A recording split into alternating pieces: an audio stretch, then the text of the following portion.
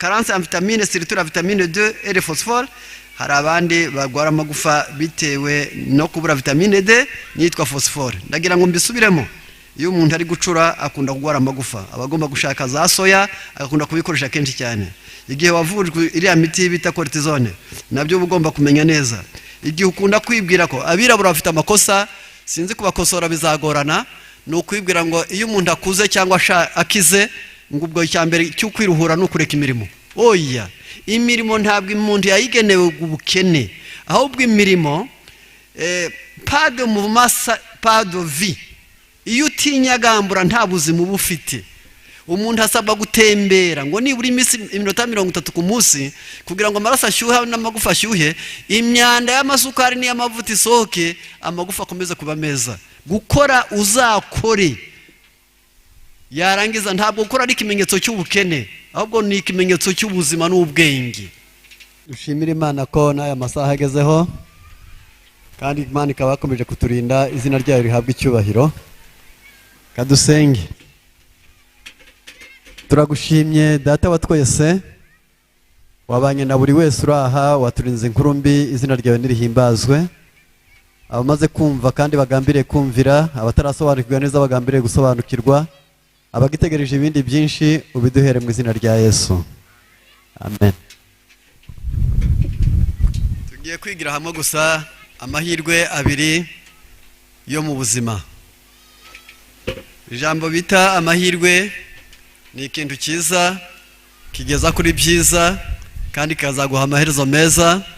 Icyo nicyo cyitwa amahirwe. Aya mahirwe tuvugaho turayavuga muri make. Ni amagambo aboneka mu migani 22:6.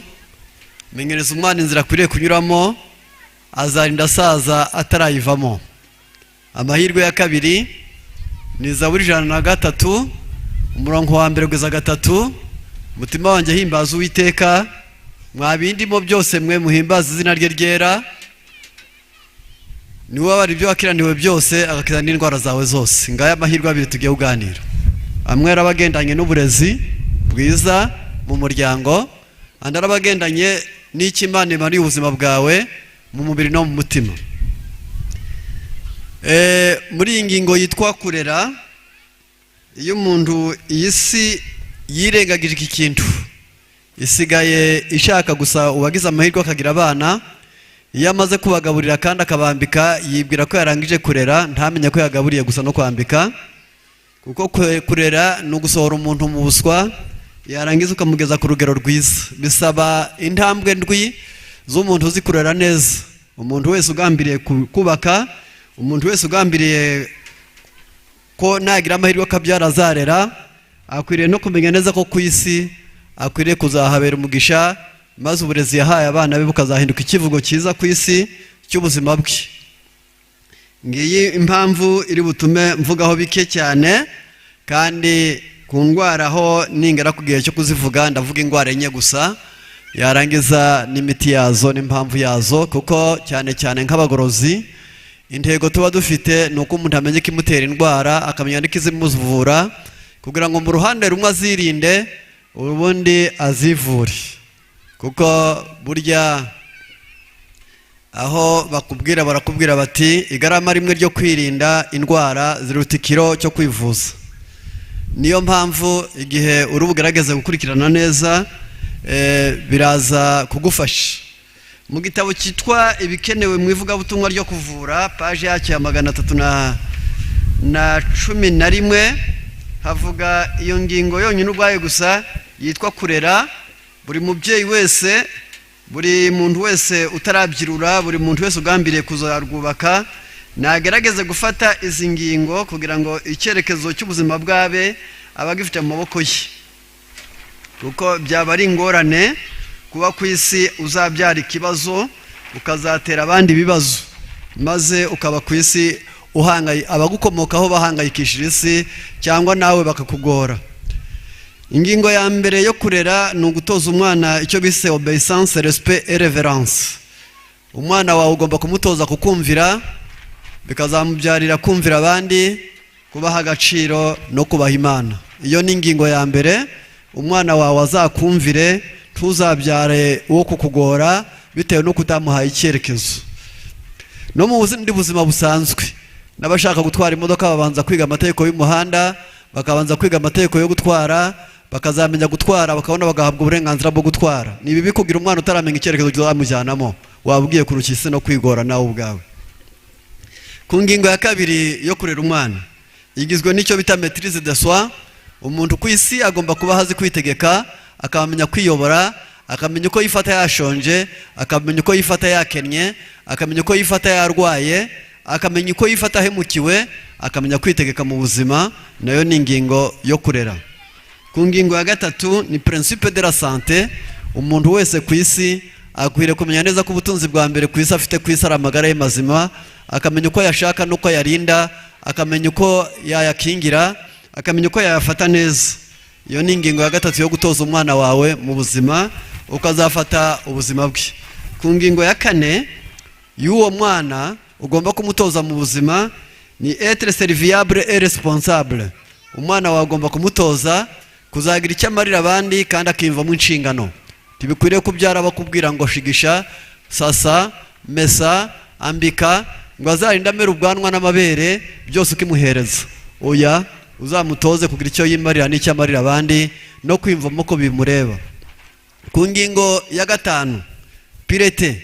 Umwana wawe agomba gutozwa umutima uboneye, kwita ku bandi, kubazirikana, kubifuriza ibyiza, kutaba umunyegomwa, kutaba umunyamatiku, kudateranya abavandimwe, ukamutoza hakiri kare umutima mwiza wo gusangira na bene nyina, kugabana gatoya, gusangira kanini, gusangira ibyiza, kudahora hondagura. Yarangiza mu buzima ukamutoza kwera akiri muto. Ku ngingo ya gatandatu uzigisha umwana wawe icyo bita simplicité. Uzamutoze kwiyoroshya. Ubuzima muri kureba bugira amanywa n'ijoro. None biba byiza ejo bikaba bibi. None haba hari ubukire ejo hakaba ubukene. None haba ubuzima ejo hakaba ubumuga. None haba icyubahiro ejo hakaba gusuzugurwa. Umuntu agomba gutozwa kwiyoroshya hakiri kare. Ntabwo amahirwe asazanwa, nta nubwo avukanwa, si n'umurage ngo niba warayabonye azaba n'ayabawe. Uzamutoze kwiyoroshya. Ku ngingo ya karindwi ari nayo iheruka y'uburezi, renoncement et l'amour. Umwana wawe uzamutoze kwiyanga, kwitangira abandi, kugira icyo ahara kubwira ngo abandi bamererwe neza. Maze mbese muri magufi umukristo hari ahajya guhurira n'umusirikare ho gato, nubwo batandukanyije intwaro ariko hari aho bahurira. Umusirikare ni umuntu utozwa kwinjira mu ngorane, akazikuramwo abari mu ngorane kandi ntizimuhitane. N'umukristo nawe nuko nguko ameze. Umukristo aba agomba kumenya uwahakaga gaturuka akagakura mu bandi, yarangiza bari mu kaga akabakuramo kandi akavamo katamwandusha. Uko niko bigomba kugenda. Ugomba kugira kwiyanga, yarangiza byonyine ubwabyo gusa ngo uzamenya akaga ugatesha abandi, unakabakuremo kandi ke kuguhitana. Ibyo bisaba kwiyanga no gukunda abandi. Iyi ngingo ndayivugaho gato cyane yo nanyisomye, kuko bizira ngingo zose nasomye ibitabo bifite icyo bizivugaho. Par le précepte et par l'exemple, enseigner le renoncement et l'économie, la bonté d'âme, la confiance en soi. Abana banyu hakiri kare cyane mukoresha amahame yo kubigisha, mukoresha ibyitegererezo, ni mubigishe kwiyanga, mubigishe kuzigama, mubigishe ubugira neza bw'umutima, mubigishe kwiringira Imana. Ubwo ngiye ubw'uburezi menyereza umwana inzira akwiriye kunyuramo, azarinda asaza atarayivamo. Iyi ngingo y'ingenzi bizaba bimeze biti. Umwana warezwe neza mu gitabo cyitwa Twebwe n'Abana Bacu haratubwira ngo ikimenyetso kiranga uwarezwe neza, yaba ari muto, yaba ari ingimbi, yaba ari umwangavu, yaba ari umusore, yaba ari umusore w'igihame, yaba ari igikwerere, yaba ari umushika, yaba ari umusaza, yaba ari rukokori. Umuntu warezwe neza ntabwo ajya abeshya, ntabwo umunebwe, ntiyisuzugura, ntabwo yiba. Ibyo nibyo bintu bine biranga umuntu wese warezwe neza. Agomba kutiba, si umunebwe, mbese aravuga ati Imana yampaye ubwonko nzatekereza, impaye amaboko nzakora, impaye amaguru nzagenda, mbese nzagambirira, nzagira icyerekezo, nzagira umugambi. Ubwo Imana yakugize nk'abandi ugomba gukora nk'ibyo bakora. Ntabwo ugomba kunanirwa kubikora no kubishaka ngo uje umenyera kubifata no kubirya gusa. oya, umuntu wese Imana yahaye amaguru azagende agana ku mahirwe ye, uwo yahaye amaboko azakoreshe ngo yitamike. Ikiganza cyawe nicyo kukwandikira no kugutamika, nicyo kugukorera. Ubwo Imana yakiguhaye ikakugira nk'abandi. Uw'umuzungu nuko ameze, afite amagufa 226, afite amenyo 32. Ku muzungu n'umwirabura nugira ngo nawe uzakore nk'ibyo abandi bakora, kugira ngo nawe we kuzahinduka umutwaro ku isi. Umuntu wese agomba kwitegura hanyuriye muri bwa burezi kuzaba igisubizo aho kuba ikibazo, kuzaruhura aho kuba umutwaro, kuzatanga inama aho kuyobya, kuzaba amahirwe aho kuba igihombo. Ngiyi impamvu yo kurera. Menyereza umwana inzira akwiriye kunyuramo, azarinda asaza ataragira ate, atarayivamo. Ndagira ngo nta ngingo mfite kuri nyinshi cyane kuri izi ngingo ndibuvugeho cyane, ahubwo ndabivuga nshya nkoresheje ibindi bitabo mfite hano. Kikitwa Twebwe n'Abana Bacu, page yacyo 120 hatubwira aya magambo ngiye gusoma. Aya magambo ku bakunda gusoma muzakurikirane. L'habitude de penser à ce qui est vrai, de dire ce qui est vrai, de rechercher ce qui est conforme à la réalité, appartient à ceux qui l'ont prise dès l'enfance. Akamenyero ko kuvuga ukuri, kuyivuga iby'ukuri, gushakashaka ibikwiranye n'ukuri, byagenewe ababitojwe bakiri bato. Umuntu wese agomba gutozwa. Ntabwo wamugorora muri prison, ntabwo wamugorora yamaze kubona akazi, ahubwo abatojwe bakiri bato bakabwirwa kuvuga neza, kuvuga ukuri, kuvuga ibiri byo, kuvuga ibikwiriye. Bijya bibashobokera iyo babitojwe bakiri bato. Page ya 67. Iyo umuntu yatojwe ibi bintu haranditse hagira hati: un enfant qui aura été bien élevé dès le début. Umwana uzaba yararezwe neza uhereye mu ntango yo kubaho. Qui aura été traité avec gentillesse à laquelle il a droit. Uzaba yarafashwe neza ariko mu bikwiranye n'uburenganzira bwe. Faira bien rarement à ce qu'il attend de lui. Ntabwo azigera atsindwa mu bimutegereje. Umuntu warezwe neza akemererwa ibyo afitiye uburenganzira gusa, warezwe neza uhereye ari muto akemererwa gusa ibyo afitiye uburenganzira gusa, ntajya ahabwa igisubizo ari uko arize, ntasubizwe gusa kuko yirakaje, ntabanze gusiriba ngo babone barure, ntabone kurira ngo babone batamika ibere. Bakaba baramutoje guhabwa ikintu mu mwanya wacyo kandi gikwiranye n'uburenganzira bwe gusa. Ntibabanze bicara hasi ngo bave ku ntebe babona yicareho. Yarangiza uyu muntu mu buzima ntabwo azigera atsindwa mu cyerekezo. Nguko uko kurera ngicyo cyo bimaze. Menyereza umwana inzira akwiriye kunyuramo, azarinda asaza ataragira ate. Iyo ugize amahirwe uyu mukobwa ugiye gushaka akaba ariko yarezwe, uyu muhungu ugiye kumushaka akaba ariko yarezwe, inzu yabo aba ari ijuru rito. Kuko buri wese aba yumvamo inshingano, buri wese aba afite ubwenge, buri wese aba azi kuzirikana, buri wese aba azi kwera, buri wese azi kubana n'abandi, buri wese aba azi kuba umugisha, maze urugo rwabo rukaba urugo rugendwa. Ntiruzagendwe bapfuye cyangwa barembye cyangwa bibwe gusa, ahubwo rukazagendwa bahishije, rukazagendwa bungutse, rukazagendwa batsinze, rukazagendwa bejeje, bitewe nuko nabo ubwabo bazi ko ari umugisha ku bandi. Aha ndatambutse kuri ingingo, ngiye ku ya 2 yo muri Zaburi 103 umurongo n'uwa 3. Niwe wabari ibyo wakiraniwe byose, agakiza n'indwara zawe zose. Mu gitabo cyitwa Imigani ya Kristo, mu ngingo ivuga amagara mazima, mu kigo cyitwa Itaranto, harimo aya magambo ngiye gusoma, kandi nifuza ko buri wese yagerageza kutwumva kandi akabizirikana, kuko aya mahame twe twiga ntawe atareba. Aya magara mazima wowe n'abawe biragukwiriye. Page yacyo ya 302 y'iki gitabo. Nous devrions connaître notre corps. Tugomba gusobanukirwa uyu mubiri wacu,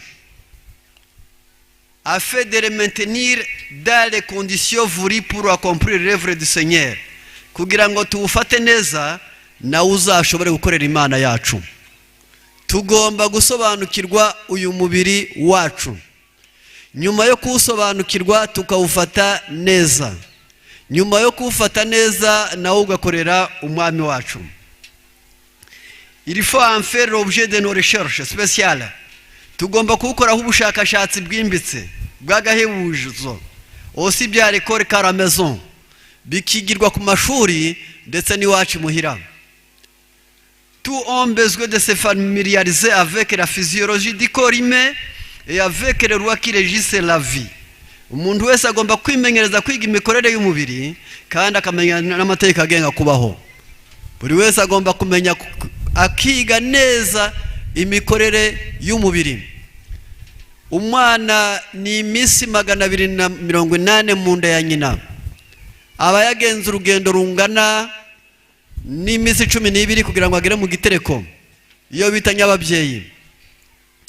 Agomba kuba yamaze amasaha 72 agira ngo nibura imbuto z'umugore n'iz'umugabo zihure zikora icyo bita fecondation. Iyo mikorere y'umubiri igomba kurindwa. Umugabo n'umugore bakaba bazi neza ngo kugira ngo uyu mwana azabe mu nda, iyi nyababyeyi igomba kuba ifite ubwisanzure, igomba kuba itazirikishijwe imikandara, igomba kuba itazirikishijwe n'amapantaro, igomba kuba yisanzuye yambaye ibintu bimeze nka elastike horoshye. Aya maguru yagomba kuba ashyushye kugira ngo amaraso ave mu birenge agere mu nda agishyushye neza kugira ngo atazagira icyo bita grossesse morale yarangiza cyangwa se ihuri cyangwa se abana batagira impumeko mu mutima. Ibyo byose abantu bagomba kumenya imiterere y'umubiri. Aya magufa yacu agomba kubona amazi kuko afite imyunyungugu, amagufa yacu akabona imboga nyinshi kuko akeneye imyunyungugu n'ubundi zikomeye, yarangiza kugira ngo akomere kuko sanzo c'est pas de mouvement. Iyo nta magufa kwinyagambura ntako. Aya magufa yacu agomba kubaho, aya magufa yacu agakomera, nyira akayagaburira maze akayakomeza. Tugomba kugira amaso afite imisokoro yarangiza akareba. Tugomba kurenda imibiri yacu mu buryo bwinshi. Niyo mpamvu bavuze ngo il faut en faire l'objet de nos recherches spéciales aussi bien à l'école qu'à la maison. Agomba kwigwaho cyane imuhira cyangwa no kwishuri. Tous ont besoin de se familiariser avec la physiologie du corps humain. Buri muntu wese agomba umuntu wese ufite umubiri agomba kumenya imikorere yawo. Kubera iki? Aravuze ati avec les lois qui régissent la vie, akamenya n'amategeko agenga kubaho k'uwo mubiri. Ndagira ngo hakurikije cya gihe dufite kigufi, dushaka ko buri wese yagerageza kumenya no gusobanukirwa. Ntabwo dushaka ngo nibura buri muntu wese apfe kuzirikana gusa ibirebana no kumva gusa, ahubwo reka turebe ibyibasiye iyi mibiri yacu. Iyi mibiri yacu turita cyane wenda hari ndeka mbere ku ndwara y'umutima ariko w'umuvuduko, iriya benshi bita pressure. Uyu muvuduko w'umutima aho nifuza ko buri wese yagerageza gukurikirana, ndavuga impamvu ziwutera mu gitabo cyitwa La santé par les plantes page ya 76. Turavuga ku by'uwo mutima igihe umuvuduko wabaye ikirenga, igihe bigaragara neza ko umubiri w'umuntu umutima udatera neza, ni iki cyakorwa? Ni iki se wabwirwa niki? Les symptômes les plus courants entraînés par les tensions élevées sont les maux de tête, en particulier à la région occipitale et ou à la nuque. Cyane cyane ibimenyetso by'uko umuntu agwaye umuvuduko nuko umuvuduko nyine wisumbura ukihuta cyane, umuntu akarangwa kuribwa n'umutwe cyane cyane mu ruhanga ndetse no mu bikanu, le saignement des nez, umuntu akava amaraso mu mazuru, vertige, akagira ikizungera, bourdonnement, akagira injereri mu matwi, sifflement d'oreille, akaba utuntu tumeze nk'amafirimbi, accélération de pouls et de sueur, umutima ugatera nabi kandi akagira ibyuya bivuye kwizana, des troubles visuels divers, ukabona mu maso harimo ibikezikezi, mouche volante, ukabona hari ibintu byiruka mu kirere, tache colorée, ukabona ikirere cyahindutse. Hypertension se manifeste rarement avant l'âge de 20 ans. Si kenshi ni imboneka rimwe kubona umuntu agwaye indwara y'umutima atari yuzuza imyaka 20. Cause ibyo nabyo mu byumve, abantu benshi bakunda imiti ariko ntibamenye kwibuza ibibatera indwara. maze ugabona ashaka kurya imiti nk'umuntu ushaka kuryama kandi nabwo byaragenewe kuryama nijoro gusa noneho ntamenye impamvu cause l'hypertension artérielle essentielle est la plus commune nubundi kuri umuvuduko w'ikirenga w'amaraso usanga bisa naho ari indwara rusange se produit le plus fréquemment chez les sujets de plus de 40 ans indwara ikunda gufata abantu nk'imyaka 40 en particulier s'ils sont plus du poids cyane cyane indwara ikunda gufata abafite ibiro byinshi l'usage de tabac hari abandi bayikomora mu kunywa itabi de l'alcool abandi bakayikomora mu kunywa inzoga fait monter la tension artérielle ibyo bintu ko ari bimaze kuvugwa bituma umuvuduko uzamuka cyane ati l'alimentation joue aussi un rôle hari n'igihe umuntu abiterwa n'imirire ye repas trop abondants k'abantu bakunda kurya kenshi kandi byinshi ubundi kurya mujye menya ko ari umushinga uhoraho igihe umuntu agihumeka timukajye murya nk'abatazongera kurya mujye murya muhage nibyo ariko mujya murenza mbiga igifu gifite imigabane 3 umuntu agasabwa guhagira mu migabane 2 uwa gatatu ukawugwinyagamburiro rw'igihe kigogora ritangiye nta mpamvu yo kurya ngo ugeze muri setrogo ahandi mu kameme oya ikivi kizahoraho ndikikakuraze mu murima ejo buzarya ukeneye kurya 2 ku munsi nta mpamvu yo kurya ngo uzagwara umutima epfara kumira ati excéder l'emploi de condiments forts hari igihe umutima umuntu umuvuduko uterwa n'ibirungo bikarishye zo ni insenda nyinshi n'ibindi byinshi cyane consommation excessive de viande hari abandi bumva bahora barya inyama les soucis hari abahora mu maganya les émotions fortes hari abahora n'amaranga mutima ibishyika bikomeye yarangiza ise yapfuye ari uruhinja nawe amaze kugira imyaka 60 ahora yitangira itama byagenze bite ati nyanibukiye papa yapfiriye ati nkumva naniwe kurya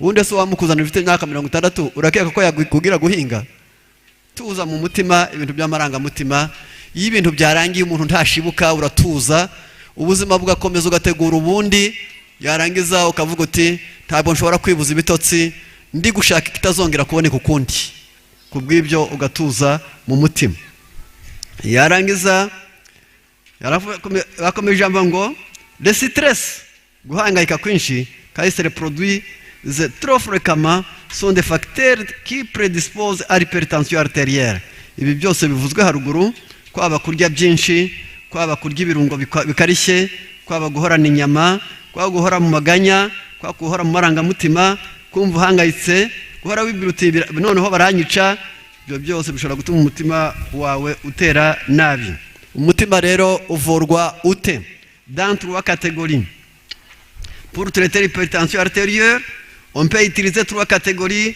de plantes hari ibimera by'uburyo butatu wavurisha 1 plante spécifique qui possède certaines caractéristiques faisant baisser la tension ni ibimera biri buze kuvugwa bigabanya umuvuduko w'ikirenga ubwo ni uburyo bumwe les diurétiques hari ibyo kurya bitera umuntu kwihagarika yiga umutima utangiye kuyituma ubyimbagirana ibyo kurya bitera kwihagarika nabyo urabikoresha qui aide à éliminer l'eau car les personnes fait de la rétention igihe amazi aguheramo ubwo bugomba kurya ibyo kurya bituma wihagarika cyane ku ngingo ya gatatu ndibwite kwitaho cyane navuga nti la personne doit choisir des plantes spécifiques puis les combiner à d'autres plantes selon son problème hari ibyo kurya byo guhuzwa maze yarangiza ukabona ibyo byo kurya ushobora kwifashisha nibihe rero tungurusumu iri mu bifasha igihe udatwite une ou deux gousses d'ail manger chaque jour stabilise la tension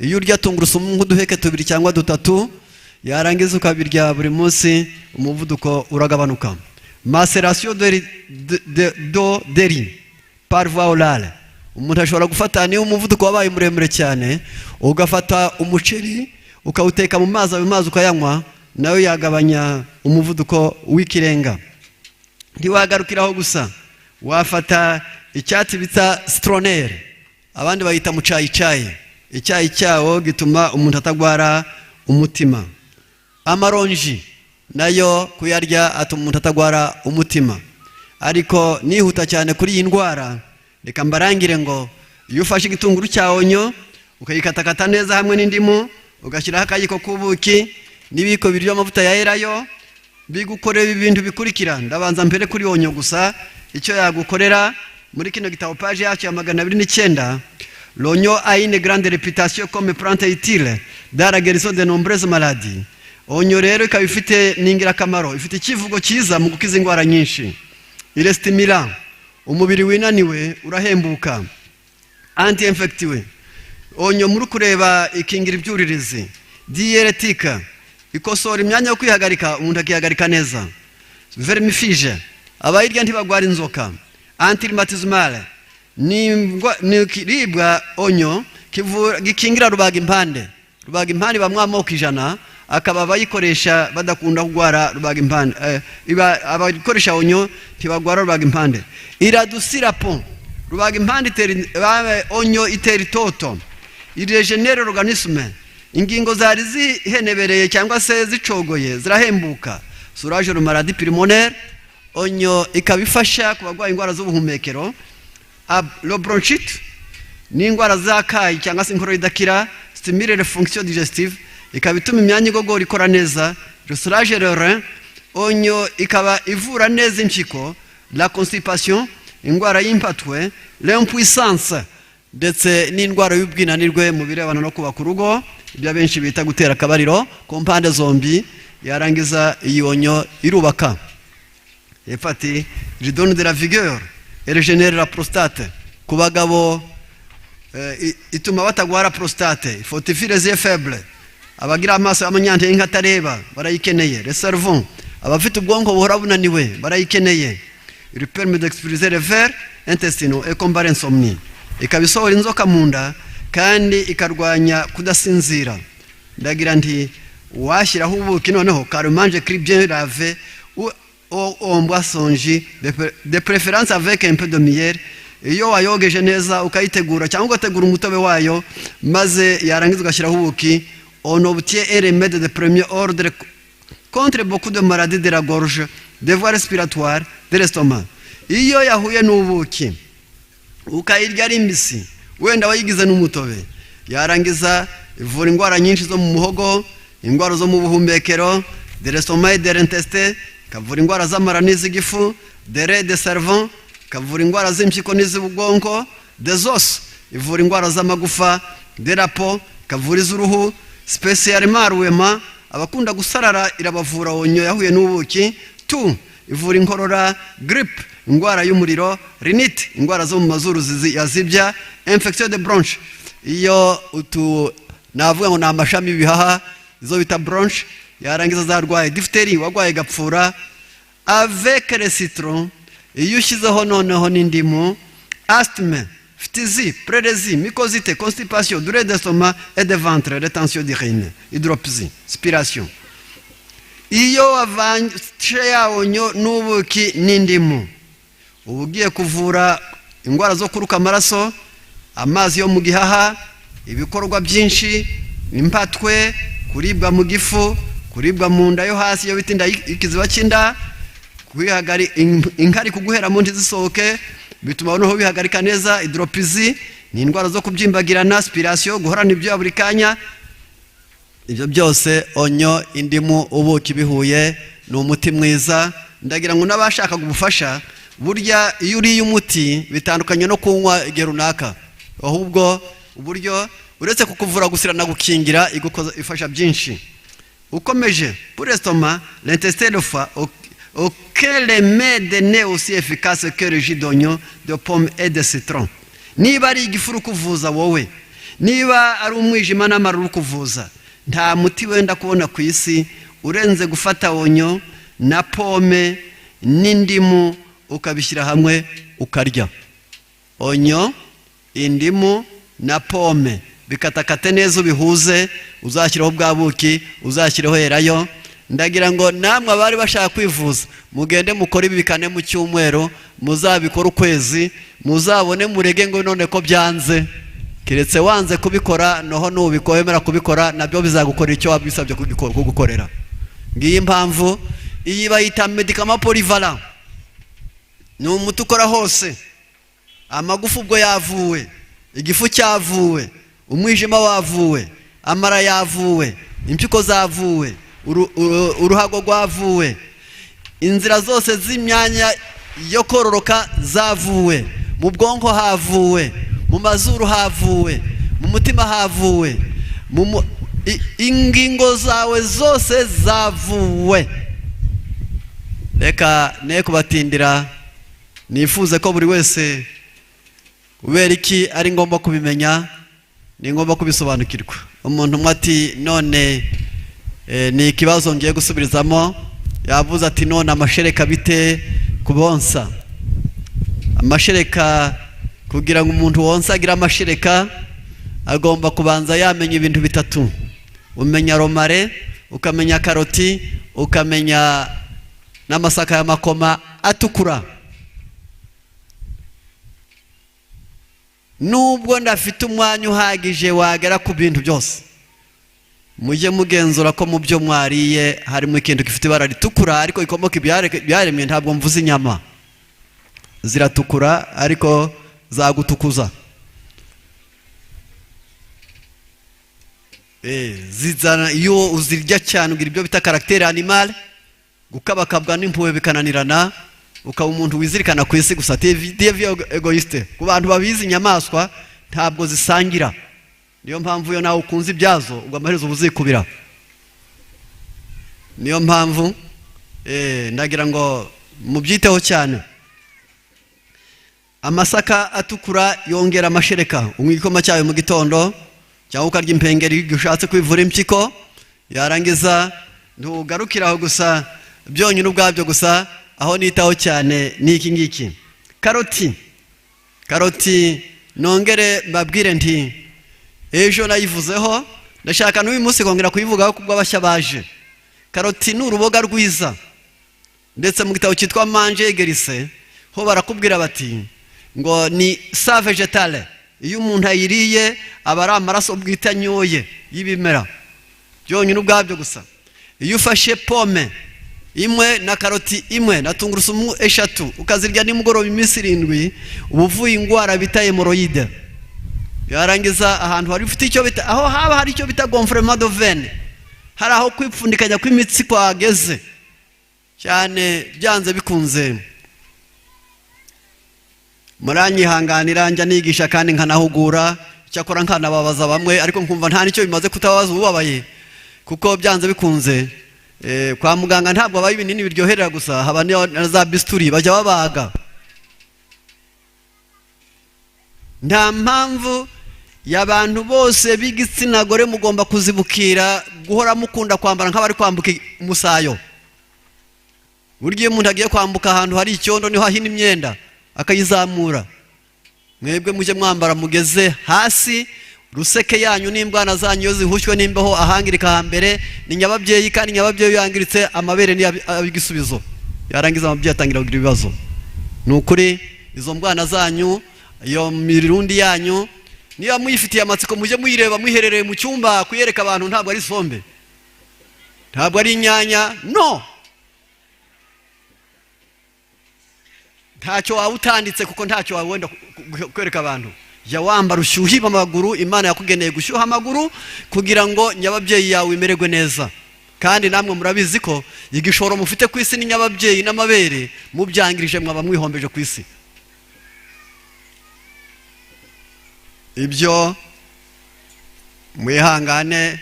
Yesu yaravuze ngo abo nkunda bose ngira nte ndabacyaha, ndetse hari naho bigera ngo akabahana n'iki. Icyakora ntabwo mvuga ko ari uko mwabikora mutabizi, n'ubundi kutamenya nabyo ni ikindi kibazo. Niyo mpamvu ahangaha bisaba ngo karoti, pome na tungurusumu biribwe iminsi 7 nimugoroba ugiye kurya. Ku manywa ufate onyo, indimu na erayo ndetse n'ubuki ubirye ku manywa nabyo iminsi 4 mu cyumweru ukora ukwezi. Fata ubuki usige kuri iyo hemorrhoide, bizashira. Ubusiga ugiye kurya mubanje kuhoza aho irwaye, yarangiza ugakira hemorrhoide utabanje kugira. Cyakora ukabanza wareba kutayitewe n'inzara, cyangwa ngo waritewe n'umunyu mwinshi wariye igihe waminjiraga ku byo kurya, cyangwa kutayitewe na amibe, kuko ava de traiter une maladie, il faut d'abord savoir la cause. Mbere yuko uvura indwara ugomba kubanza wamenya impamvu yayiteye, kuko isaha iyo ari yo yose muganga nubwo yaguha imiti ihanitse ite, ariko atavuye impamvu indwara ubuzayihorana nk'uko umuntu ahorana ibara rye. Niyo mpamvu nifuza nti wenda kuri benshi kuri iyi ngingo ntabwo nyitindaho, ndagira ngo kwari kuvuga, ndashaka kuvuga no kuri icyo bita osteoporose. Ni indwara muri kino gihe nayo yamunze abantu. Turi mu buzima bukomeye, aho nibwira ngo benshi batabizi, basa n'ababona bisa naho abantu bari kuyaga inyuma, ariko abantu bari kuyaga inyuma imbere humye, bitewe n'amagufa atagira imisokoro. Abantu benshi cyane bamerewe nabi, amagufa y'abantu aragenda mungwa. Urasanga bamwe bagwaye ya ruguru, ibikanu bikababara, umutwe ukababara, abandi bakagwara igice cyo hepfo, bagatangira ibinyo mu birenge, yarangiza ugasanga akandagira ngo agasa n'ukandagira imishubi, yarambura akaguru kakamunanira, amagufa yarangiza udutenge tukabyimba, amava akabyimba, umuntu agacumbagira, agatangira guhengama. Yarangiza ibyo nabyo bikeneye ko abantu basobanukirwa. Ndaza kuvuga impamvu kugira ngo nubwo naba ari byo ndangirijeho gusa, ariko kuko ntavuze impamvu ntacyo naba ndi kwerekezaho. Kuki abantu barwara amagufa? Page y'iki gitabo, page ya mvuge nti ndagiye kure cyane kuri iyi ngingo, ni page y'143 y'iki gitabo. Harimo aya magambo ngiye gusoma kandi nshaka ko buri wese yumva. Ostéoporose, fragilité osseuse due à une déminéralisation du tissu osseux. Ati koroha kw'amagufa byaba bikomotse mu kubura imyunyungugu maze mu magufa, donna au tissu osseux un caractère polé, maze bigatuma ibyari bigize amagufa bitangira kugabanuka. Le calcium est le minéral que le sujet perd de represse. Icyo umuntu aba yajimije cyane ni umunyungugu bita calcium. Noneho ukarangwa n'iki symptôme, ibiranga n'iki ko wagwaye amagufa. L'ostéoporose se traduit surtout dans les douleurs dorso-lombaires, bamwe bararibwa rwose mu rukenyerero. On constate aussi des douleurs dans les grandes articulations, umuntu akaba ashobora kuribwa mu ngingo, celle de la hanche par exemple, ko kuribwa mu itako. Il peut se produire des fractures spontanées. Wajya ukunda kuvunika kenshi. Les personnes de plus de 60 ans affectées de ces mal diminuent de taille.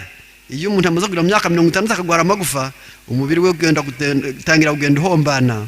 Déséquilibre hormonal lors de la ménopause. Dore impamvu ya mbere yabitera icyo bita cause ni igabanuka ry'imisemburo ngengamubiri, cyane cyane igihe umuntu ari gucura.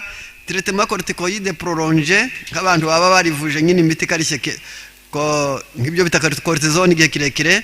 Manque d'activité, hari abandi bagwara amagufa bitewe n'ubunebwe. Ou d'exercice physique, hari abadakora imitozo ngororangingo.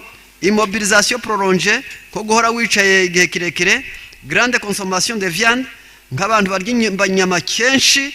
Trouble intestinaux empêcha l'absorption de calcium, nk'iyo umuntu akunda imvururu nyinshi mu mara maze akazimiza calcium ikaba nkeya. Carence en vitamine, surtout la vitamine 2 et le phosphore. Hari abandi bagwara amagufa bitewe no kubura vitamine D nitwa phosphore. Ndagira ngo mbisubiremo, iyo umuntu ari gucura akunda kugwara amagufa, abagomba gushaka za soya, agakunda kubikoresha kenshi cyane. Igihe wavujwe iriya miti bita cortisone, nabyo ugomba kumenya neza.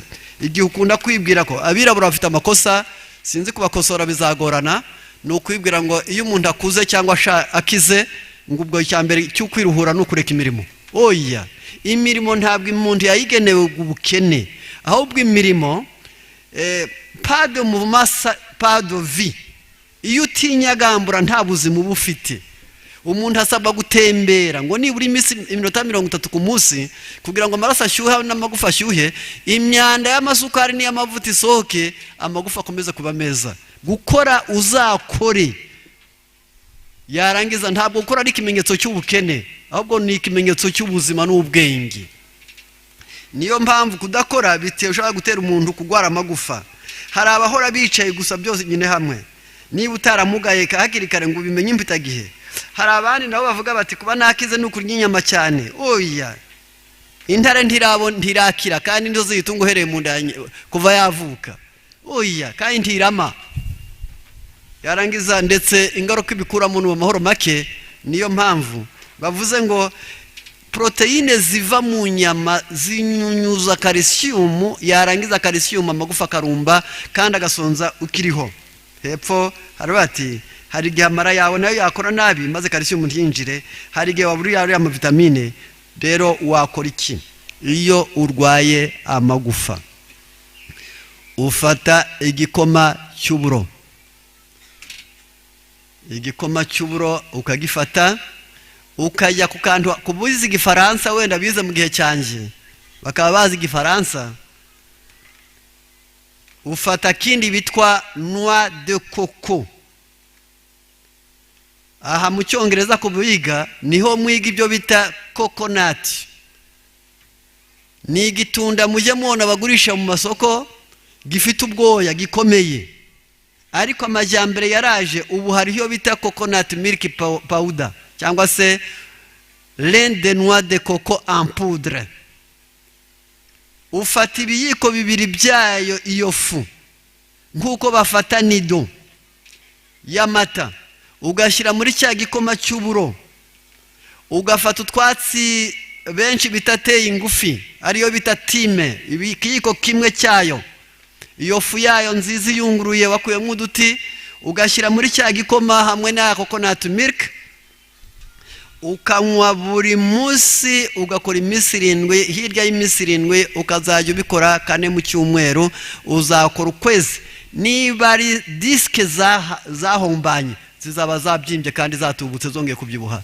Niba ari vertebre zamaze kumungwa zifite osteoporose zizongera zikomere igufa, ubundi ntibaryongera ahubwo baremeramo irindi iryashaje nyuma rikamera nk'uko umuntu agwara igisebe, maze uruhu inyuma rukavuka amasaza ashira hakavuka urundi ruhu imbere. Igufa iyo urigaburiye neza wubaka irindi imbere, yarangiza iryuma rishaje rikavaho, yarangiza ukaba muzima. Ngibyo ibintu twashatse kudatindaho. Rero Imana nibafashe, namwe mutangire mwemere kwifasha kugira ngo inama zayo ubuzima bwanyu mwibubitsa abandi. Akimuhana kaza imvura igiziti ihise. Imana ubwo yaduhaye ubwenge, Imana ikaduha ibyo kutugoboka, ikaduha ijambo ryayo ngo rizatubwirize, tukaba turi mu masaha yo kwemera inama. Reka twemere inama zayo mu izina rya Yesu.